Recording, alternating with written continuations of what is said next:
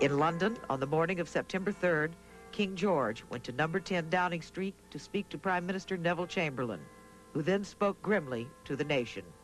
This morning, the British ambassador in Berlin handed the German government a final note stating that unless we heard from them by 11 o'clock, that they were prepared at once to withdraw their troops from Poland, a state of war would exist between us. I have to tell you now that no such undertaking has been received, and that consequently this country is at war with Germany. I felt very sad because I knew that when the great nations of Europe were locked against each other in war, that it was going to have terrible consequences for mankind. We couldn't avoid the impact of it, whether we willed it to or not.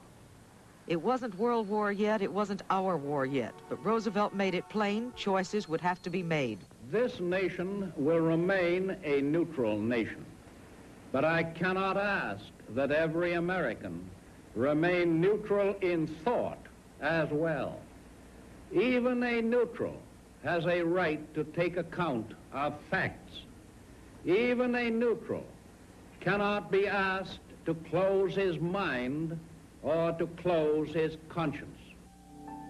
Summer is over, fairs and dreams fade.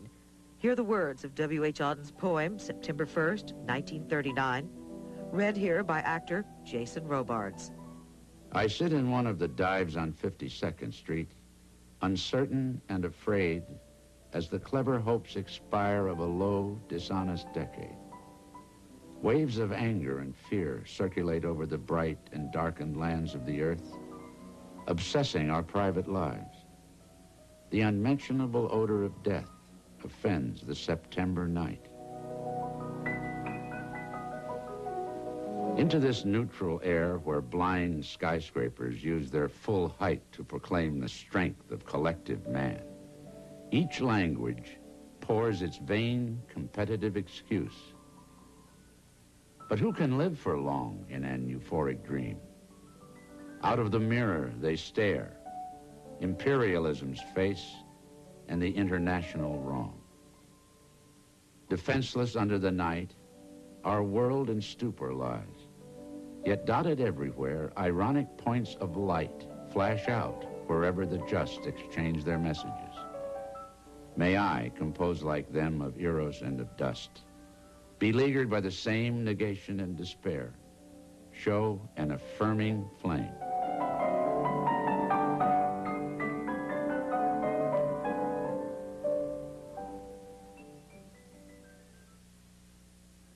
An affirming flame. Come back for the events beyond the summer of '39, when the affirming flame flickered, but did not burn out. Our World will continue in a moment.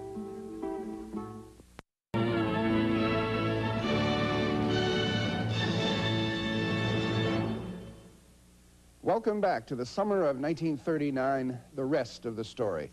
Where did that summer lead us? And whatever happened to the world of tomorrow, anyway? The Trilon and Perisphere were melted down and made into weapons. The fair's world of tomorrow was not our world of tomorrow. In 1940, the 39 fair closed. It had cheered us up, but the fair itself was a financial flop. The Jews aboard the St. Louis, except for those taken in by England, went back to the devil's ground. Hans Fischer and his sister Ruth went to France. When Hitler attacked France, they escaped to the United States with their mother. Ilse Marcus lost her husband, her brother, her father, and her mother in concentration camps.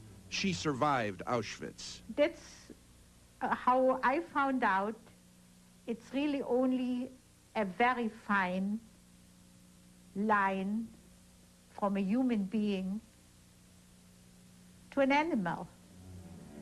Most of the people from the St. Louis were interned in concentration camps. At least a third of the original passengers, more than 300 people, died there.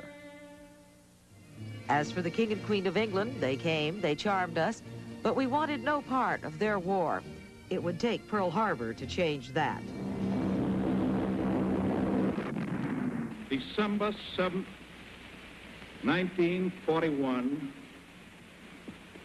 a date which will live in infamy. Adolf Hitler dreamed of a Third Reich that would last for 1,000 years.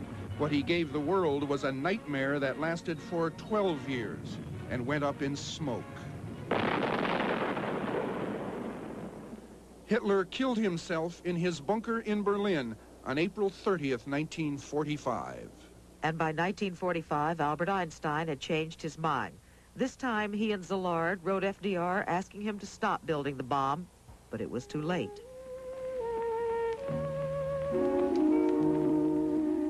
They were afraid that building this one weapon would be enough to ensure that man would build others like it. They were right. I'll never laugh again. What good would it do?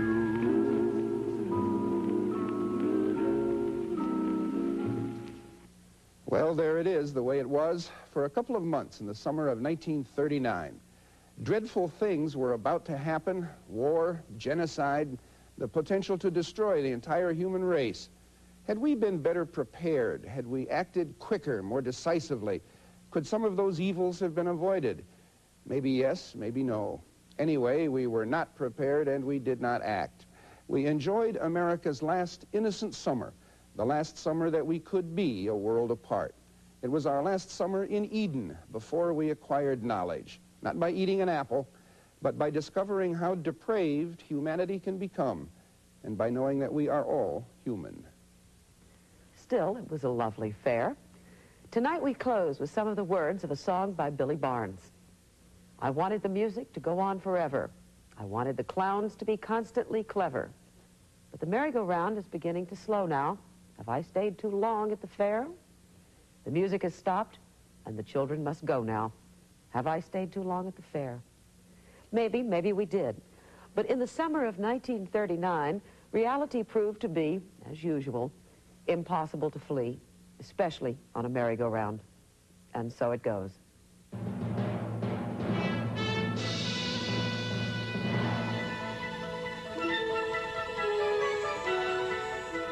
These things also happened in the summer of 1939. In Detroit, most city bus fares were cut from a dime to a nickel. Streetcar fares held firm at 6 cents. A single room with bath, shower, and circulating ice water at the Parker House Hotel in Boston cost $3.50. The price of a new Plymouth sedan started at $685. The United States Housing Authority opened its first 4 federally subsidized low-rent housing projects in Austin, Jacksonville, Buffalo, and Brooklyn. One of the first passengers on the Dixie Clipper, Clara Adams, kept on going. She set a record for round-the-world passenger flight on commercial airlines. 16 days, 19 hours. 27-year-old Byron Nelson won the U.S. Open Golf Championship. And the Baseball Hall of Fame was dedicated in Cooperstown, New York. For the Our World Viewer Guide, write to Community Relations, ABC, 1330 Avenue of the Americas, New York, New York, 10019. For a transcript of this broadcast, send $3 to Our World Transcripts to John Street, New York, New York, 10038.